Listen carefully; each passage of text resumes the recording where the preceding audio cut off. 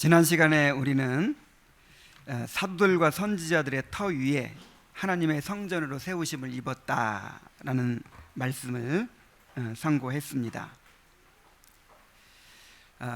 이제 더 이상 어떤 건물이 성전이 아니라 우리들이 하나님을 모신 성전이라는 사실을 우리가 항상 기억해야 될 것입니다. 그런데 바울은 본문 가운데서 성전이 되어 간다 또는 하나님이 거하실 처소가 되기 위하여 지어져 간다라고 표현하고 있습니다. 우리가 이미 성전이 되었는데, 우리 안에 이미 하나님이 거하고 계시는데 성전이 되어 간다 또는 지어져 간다, 이런 표현을 쓰고 있어요.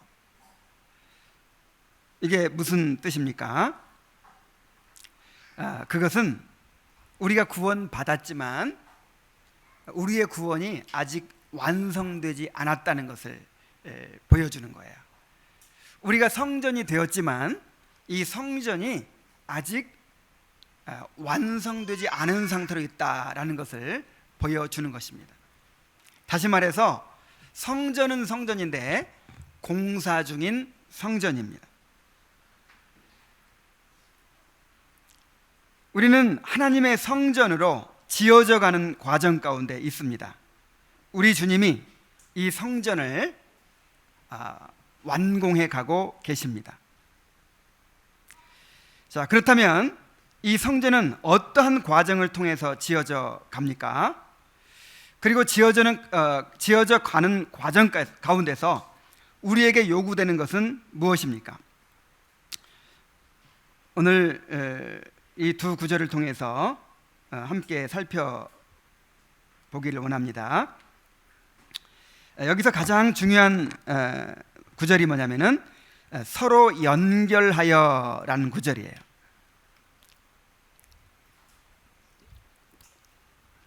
우리는 그리스도 안에서 서로 연결하여 성전이 되어 갑니다. 건물마다 서로 연결하여 주 안에서 성전이 되어 가고 그랬죠.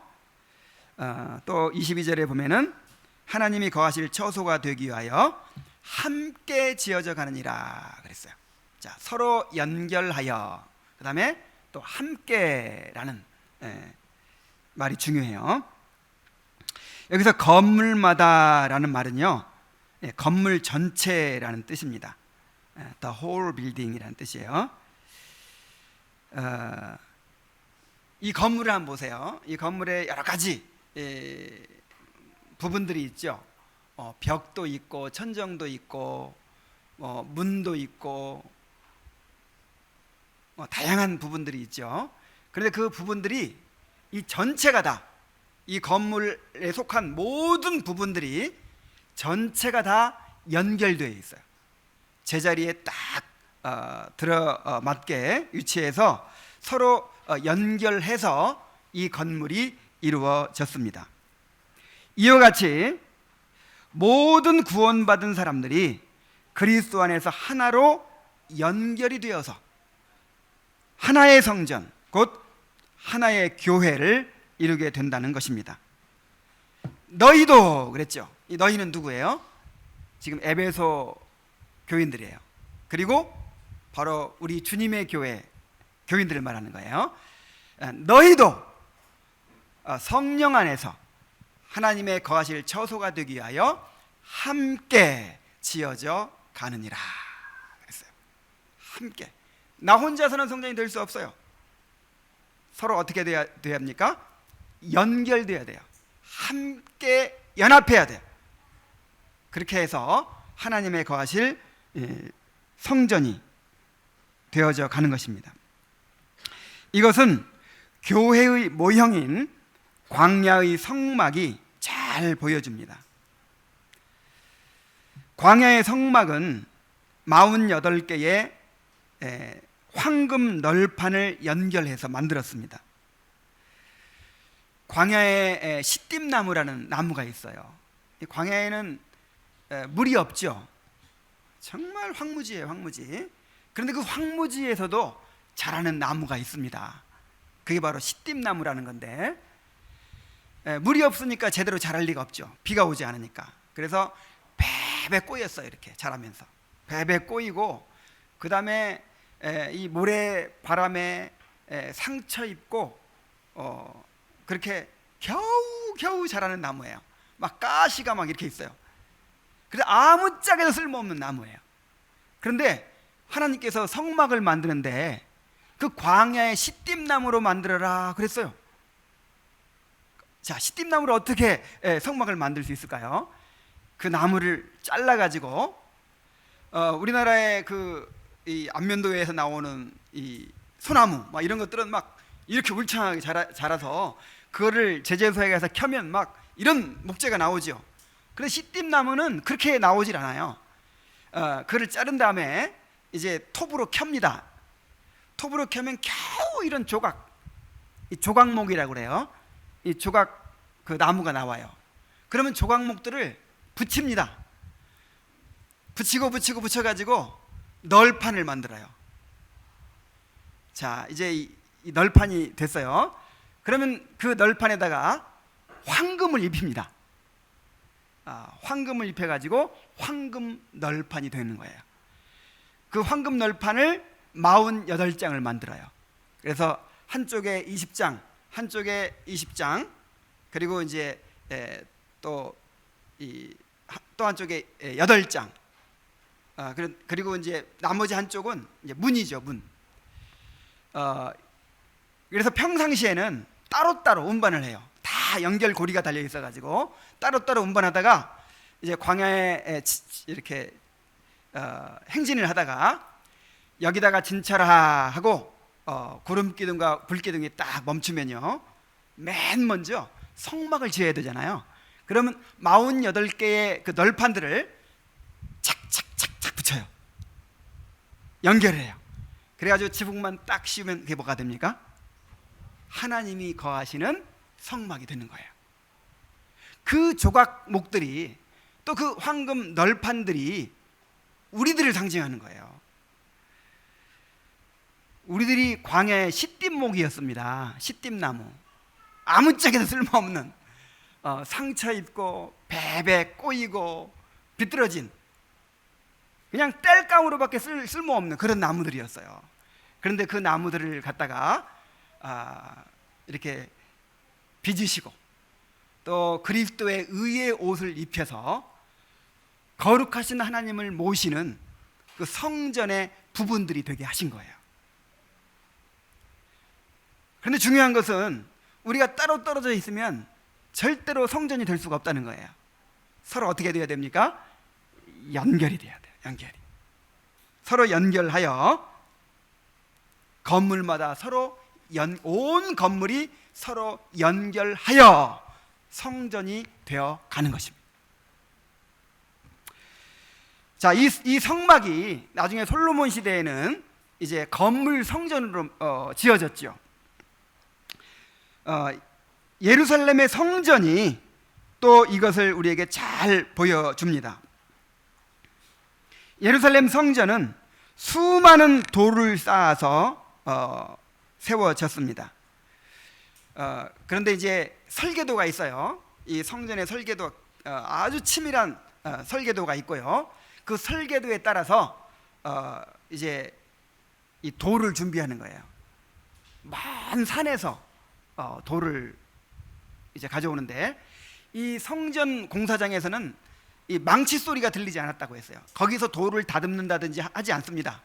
일단 멀리 떨어진 산에서 돌을 채취한 다음에 그 설계도에 따라서 정밀하게 다듬어요. 돌을 다듬은 다음에 이제 운반에다가 그 설계도에 따라서 그냥 쌓기만 하면 됩니다.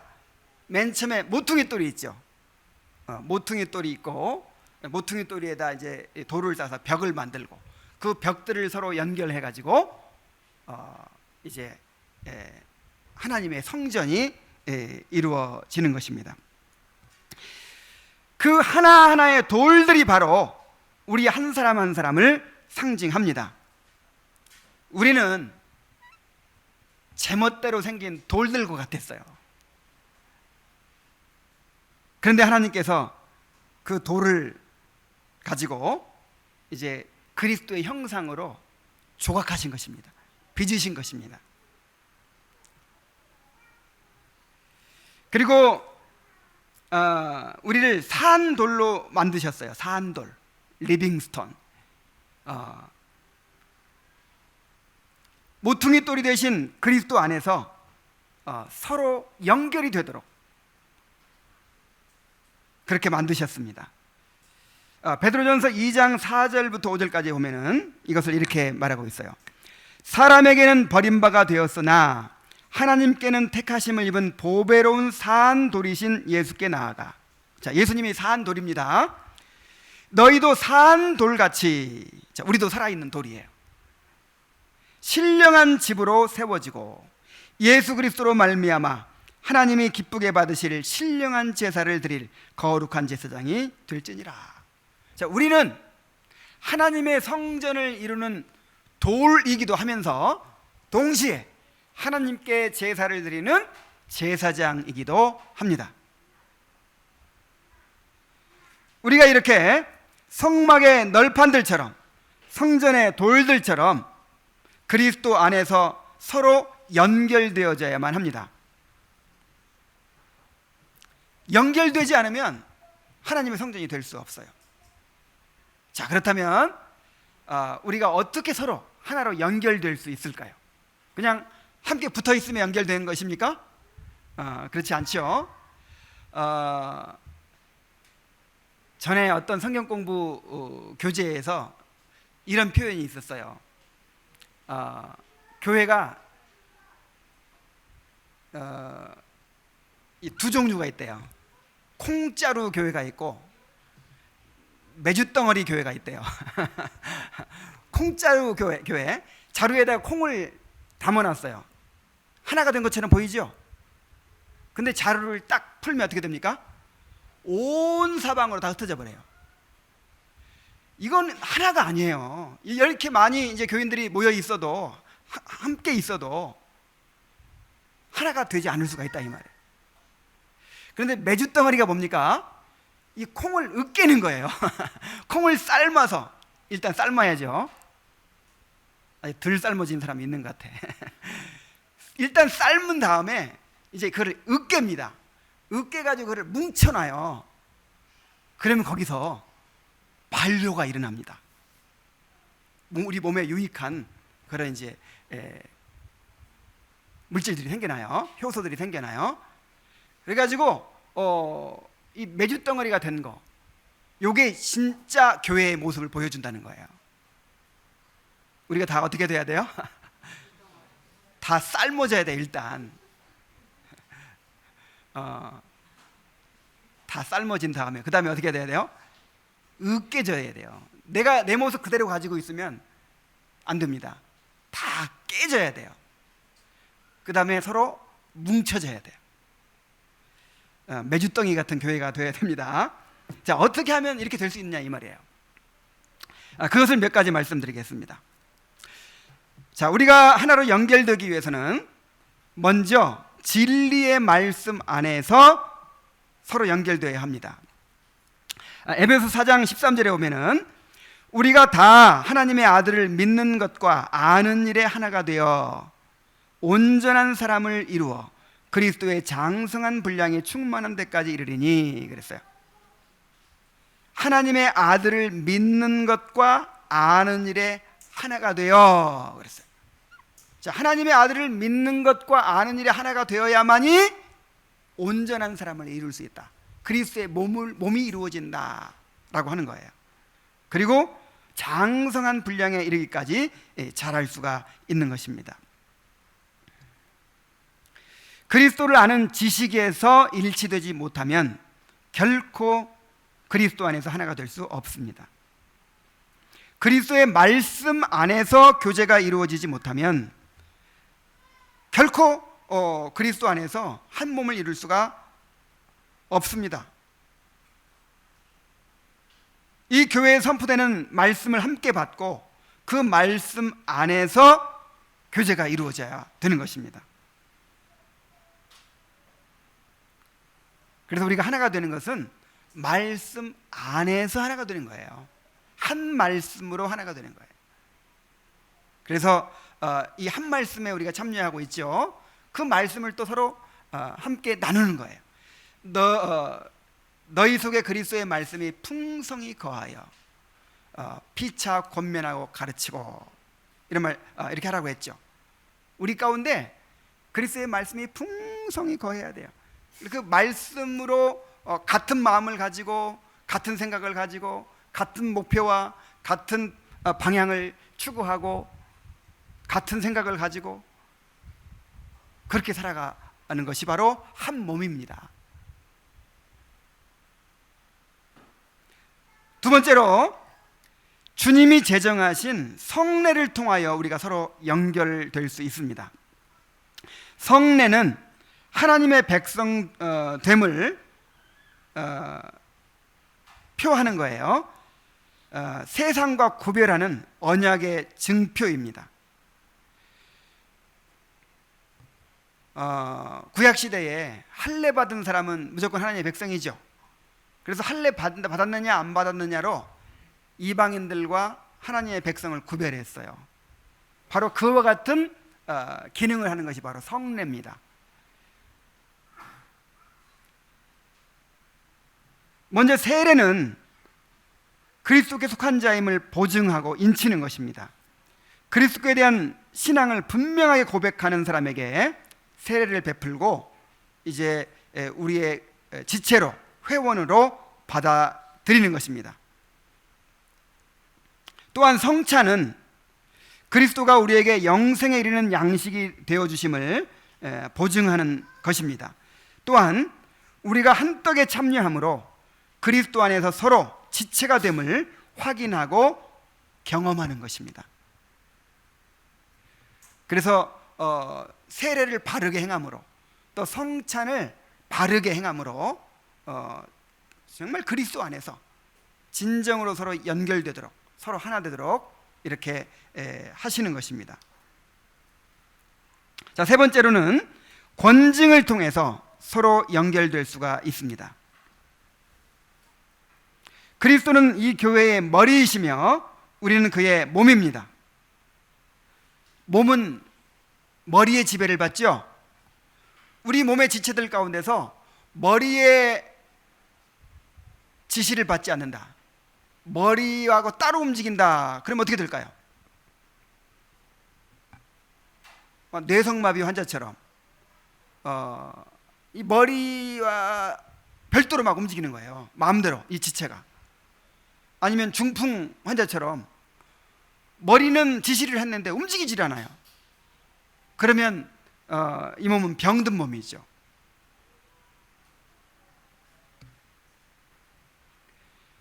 그래서 몸이 머리의 지배를 받는 것처럼, 머리의 지시에 따라서 움직이는 것처럼 이 교회는 머리 되신 그리스도의 다스림을 받아서 그리스도의 말씀에 따라서 움직여가야 하는 것입니다. 그리스도가 우리를 어떻게 다스리십니까? 첫째는 말씀을 통해서 다스리십니다. 그래서 이 설교 자체가 권징의 일환이에요. 지금 설교를 통해서 권징이 이루어지는 것입니다. 주님의 말씀을 들어야 돼요. 두 번째로는 성령을 통해서 우리를 통치하십니다. 성령께서 우리를 인도하고 계시죠. 성령의 지배를 받아야 돼요. 그 다음에 세 번째는 교회의 직분자들을 통해서 우리를 다스리십니다.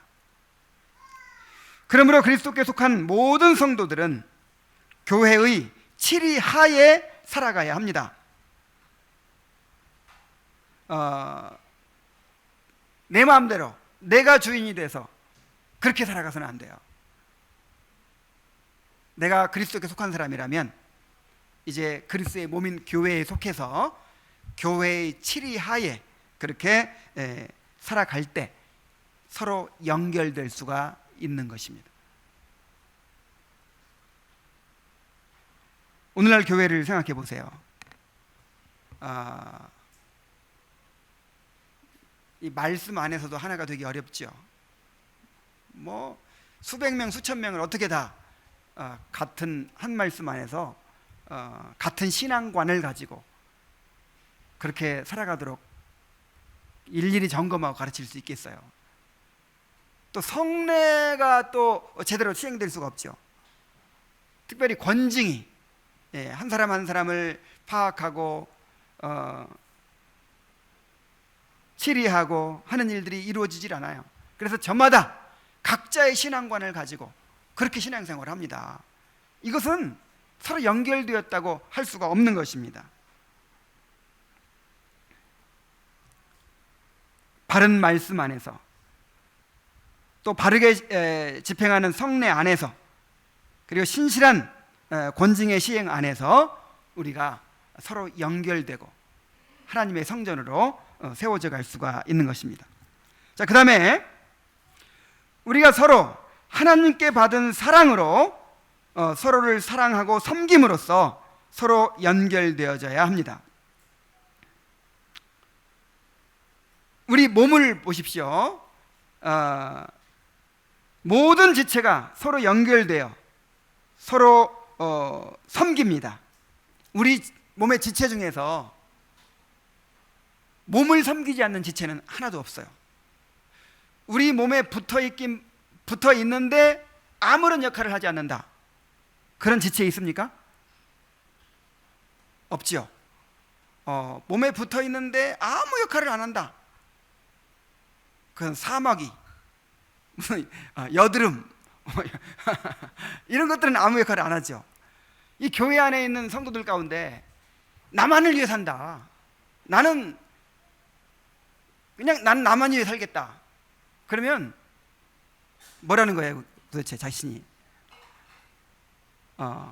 사마귀 같은 존재가 되겠다는 거예요.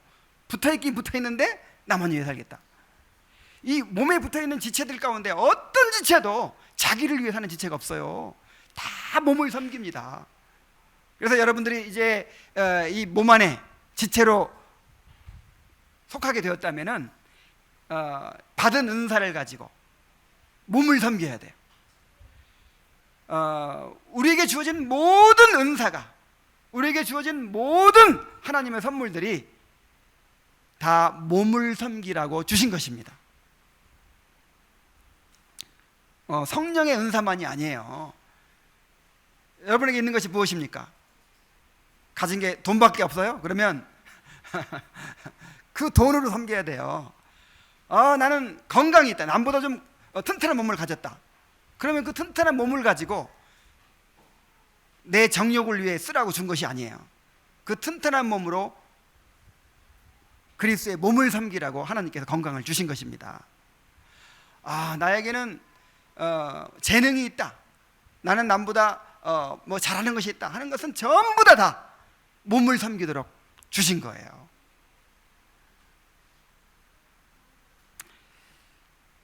그래서 우리가 자기의 유익을 구하지 않고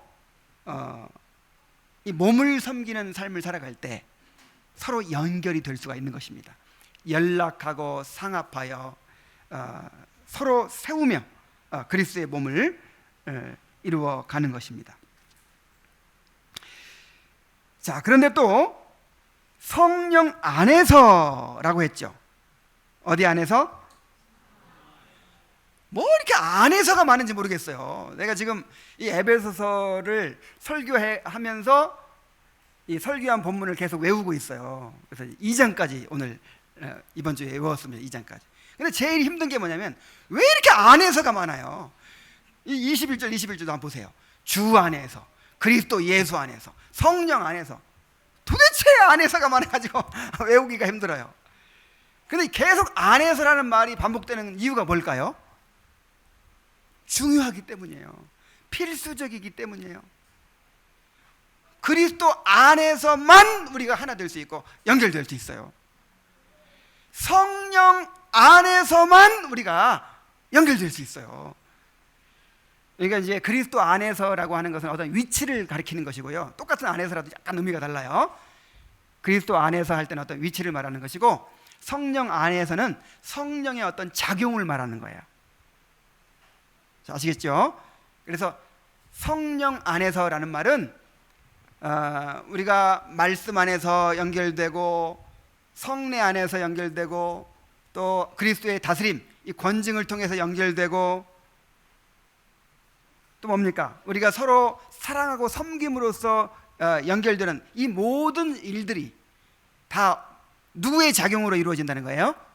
성령의 작용으로 이루어진다는 거예요. 성령의 역사로만 이루어진다는 거예요. 정말 우리가 그것을 추구해야 돼요. 바울 사도는 항상 이것을 두려워했어요.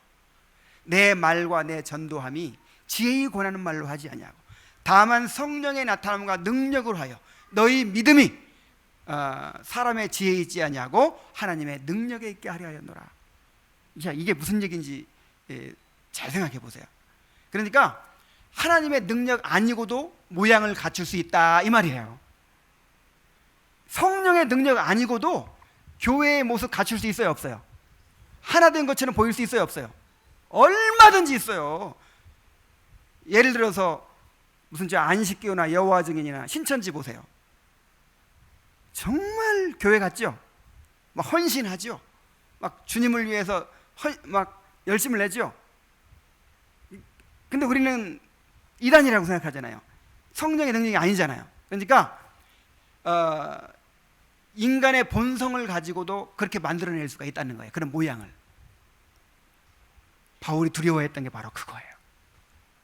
정말 주님을 믿는다고 하고 주님을 사랑한다고 하고 뭔가 교회의 지체가 됐다고 뭐 서로 사랑한다고 했는데 이것이 다 인간적인 정과 의리였어요. 뭔가 막 깨닫고 성경 공부하면서 기뻐하고 했는데 이게 새로운 지식을 알아감으로써 얻는 지적인 충족감이었어요. 뭔가 중생하고 회심에 의해서 이렇게 근본적으로 변화되는 것이 아니었어요. 그래서 사람들이 착각합니다.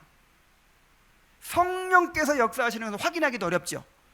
그리고 내가 통제할 수 없는 것이기 때문에 언제나 성령께서 나를 중생시키시고 회심시키시나 이거를 너무 막연하잖아요. 그러니까 우리 안에는 인간 본성에서 나온 것으로 얼른 대체시키려고 하는, 빨리 그거를 만들어내려고 하는 그런 성향이 있어요. 여러분, 말씀을 통해서 성령의 신령한 은혜를 받아야 되겠죠. 그런 거는 어렵잖아요. 그러니까 드럼치고 북치고 막 흥분시켜 보세요.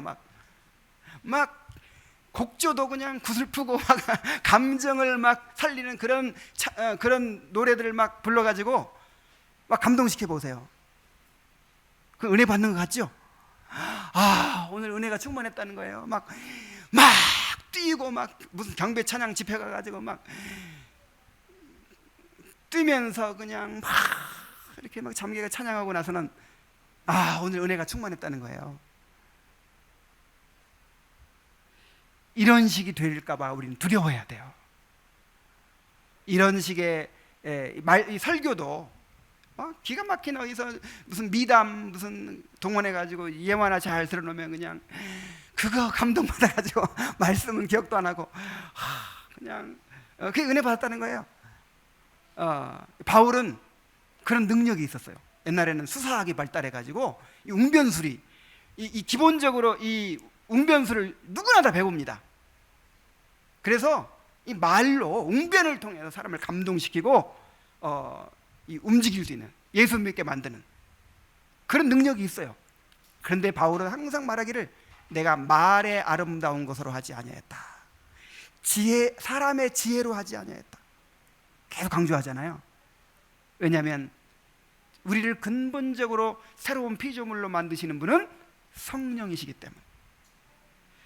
그래서 우리가 서로 사랑하고 섬기고 하나가 되어야겠지만은 우리끼리 잘해보자 이런 것이 아니라 그것이 정말 성령께서 이루시는 그런 사랑이어야 돼요. 성령께서 이루시는 그런 하나됨이어야 합니다. 그래서 성령 안에서 하나님의 거하실 처소가 되기 위하여 지어져 가느니라 이렇게 표현하고 있는 거예요.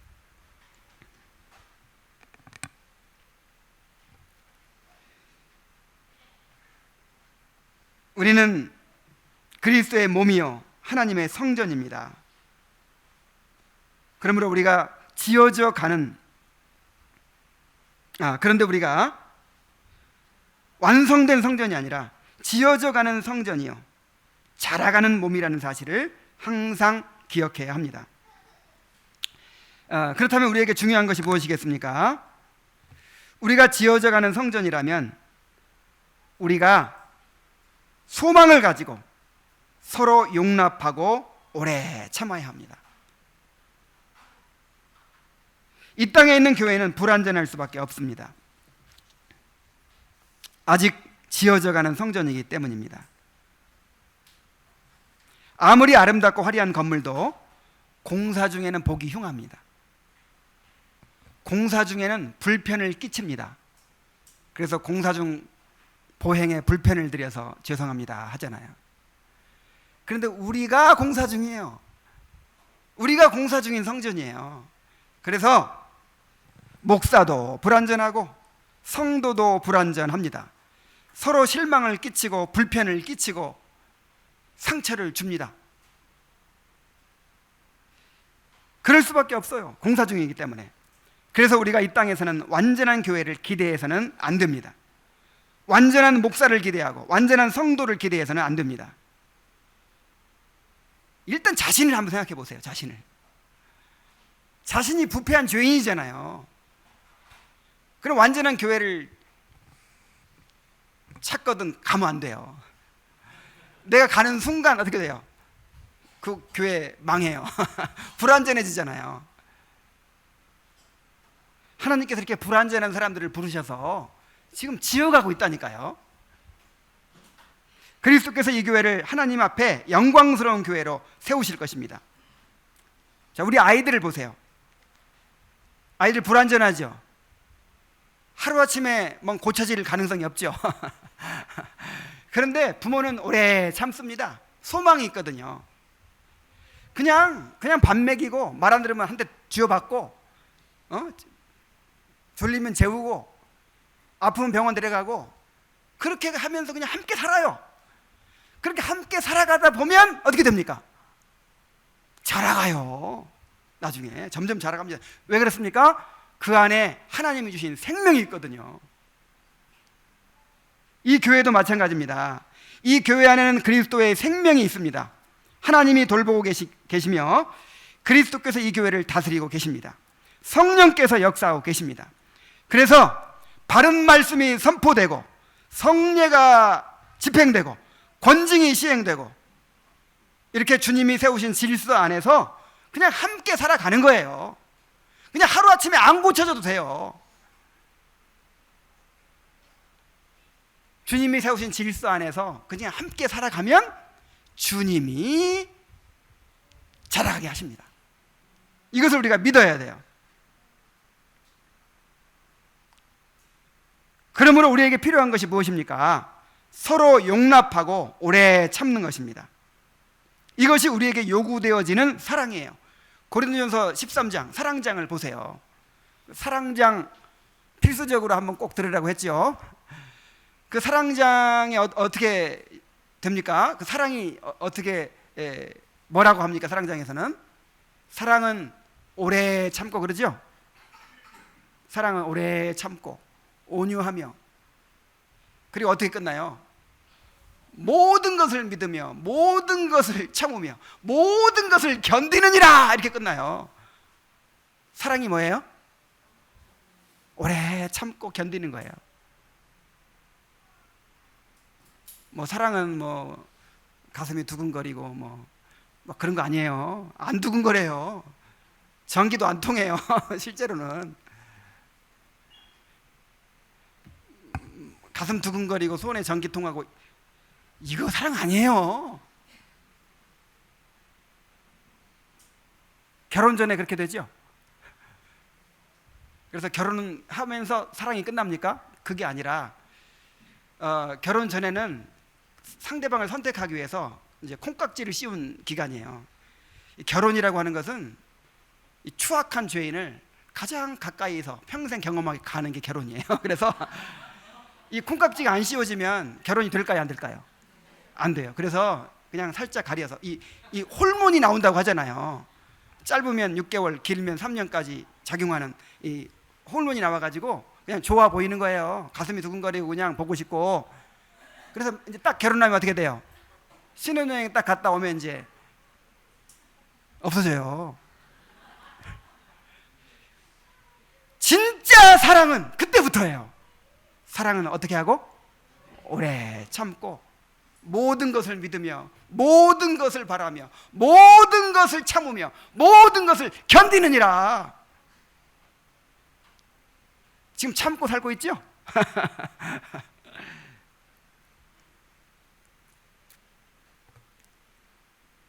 교회는 용서받은 죄인들의 공동체입니다. 하나님께서 우리에게 사랑을 베풀어 주셨어요. 오래 참을 수 있도록.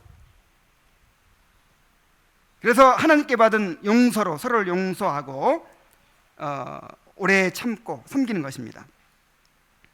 하나님은 우리가 서로에게 하나님의 사랑을 전달하는 통로가 되게 하셨습니다. 이렇게 서로 용납하고 오래 참아주는 과정을 통해서 하나님이 우리를 빚으십니다. 이러한 과정을 통해서 우리의 죄를 드러내십니다. 자기를 부인하게 하시고 십자가를 지게 하십니다. 이러한 과정을 통해서 우리를 깨뜨리시고 그리스도의 형상으로 빚으십니다. 하나님은 공동체 안에서 우리의 성화를 이루어 가십니다. 여기 전부 천사들만 모였으면 깨질 일이 있어요, 없어요? 십자가를 질 일이 있어요, 없어요? 자기 부인이 필요 있어요, 없어요? 없어요. 그래서 이렇게 부족한 사람들을 모아놓고 꼭 하나로 묶어버렸어요. 그래서 서로 그냥 부딪히고 깨지고 싸우고 화해하고 용서하고 오래 참고 이렇게 하라고 하신 거예요. 근데 그렇게 하는 과정 가운데서 우리의 성화가 이루어져 갑니다. 그래서 이것도 은혜예요, 은혜. 아, 나는 결혼을 했는데 평생에 싸울 일이 없더라. 잘못한 거예요. 어떻게 성화가 이루어져요? 어떻게 자기를 발견해요? 그런 사람은 실제로 없죠. 그런 것처럼 교회도 마찬가지예요. 이것이 은혜입니다. 이거 자체가 은혜예요. 우리가 공동체를 이루어 함께 살아가면서 두 가지 사실을 발견하게 됩니다. 한 가지는 인간은 다 죄인이구나 하는 거예요. 꼭 발견하게 되실 거예요. 여러분 저 어떻습니까?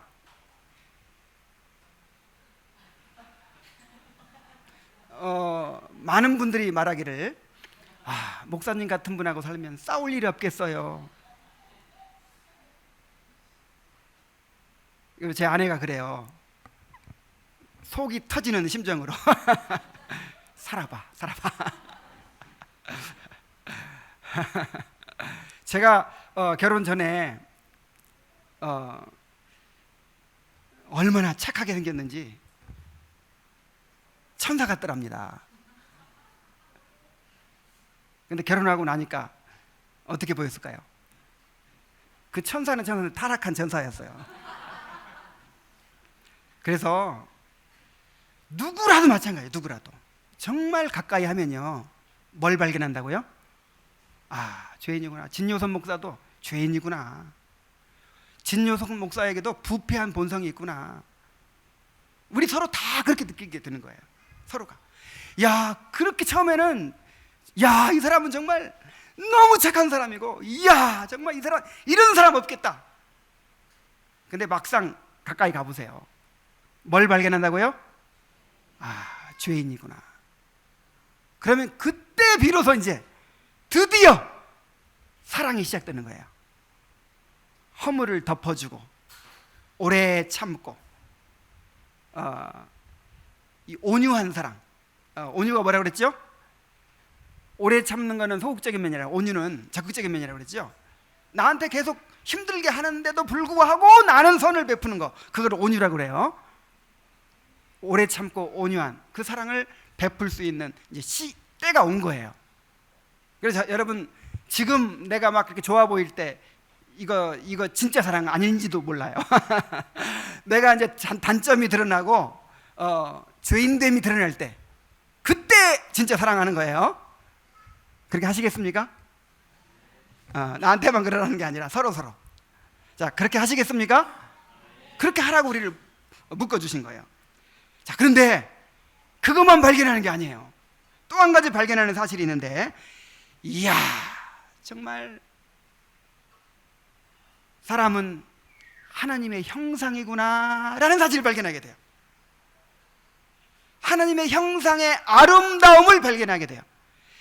여러분, 하나님이 만드신 걸작품 중에 걸작품이 무엇입니까? 사람이죠. 우리는 새로운 피조물로 만들었잖아요. 우리 안에 새로운 본성을 넣어주셨잖아요. 그래서 지금 지식에까지 새롭게 하심을 입은 자들이잖아요. 그것이 이 죄에 가려서 안 보여요. 처음에는 그냥 죄성만 보이는 거예요. 그런데 그럼에도 불구하고 오래 참고 혐오를 덮어주고 용납하고 사랑하다 보면은 나중에 그 안에 감춰져 있던 그 하나님의 형상의 아름다움이 드러나게 됩니다. 이야, 이런 점이 있었구나. 이렇게 참 하나님의 형상이 아름답구나 하는 것을 발견하게 될 것입니다. 그래서 그 하나님의 형상의 아름다움을 바라보며 기뻐하는 것, 이거 진짜 사랑이에요.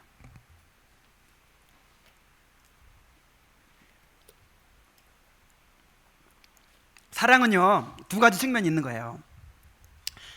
그냥 모자람을 채워주는 사랑이 있어요. 모자람을 채워주는 사랑, 그러니까 이 부족한 모습을 오래 참아준다든지 아니면 연약한 모습을 도와준다든지 하는 이 모자람을 채워주는 사랑이 있어요. 근데 한번 생각해 보세요. 하나님이, 삼위 하나님은 서로를 사랑하시죠? 근데 그런 사랑으로 사랑할까요? 안 모자라잖아요. 자, 우리가 천국 가서 사랑할 때 오래 참을 필요 있어요, 없어요? 왜 참어? 천국 가서는 완전한데. 천국 가서는 허물을 덮어주는 사랑 필요 있어요, 없어요? 허물이 어디 있어요? 그럼 천국 가서 사랑 안 하겠네요? 천국 가서 하는 사랑은 무슨 사랑인지 아세요? 그의 안에 있는 아름다운 하나님의 형상을 발견하고 무한히 기뻐하는 거예요.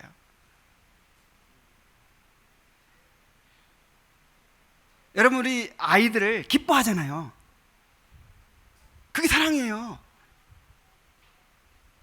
남들 보기에는 그냥 코 찡찡 흘리고 그냥 땡깡 부리고 그냥 뭐 이쁜 것도 없는데 내가 볼 때는 알잖아요. 그래도 우리 애가 착해요. 뭐 착하긴 뭘 착해.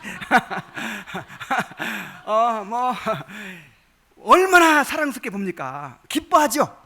그게 사랑이에요. 그게 내 자녀를 기뻐하고 그냥 즐거워하잖아요. 그게 사랑이에요. 그래서 우리가 이 상대방을 사랑할 때 어느 정도까지 사랑해야 되냐면 이제 그의 안에서 하나님의 형상의 그 아름다움을 발견하고 그를 기뻐하고 그렇게 즐거워할 때까지 그렇게 사랑해야 될 줄로 믿습니다.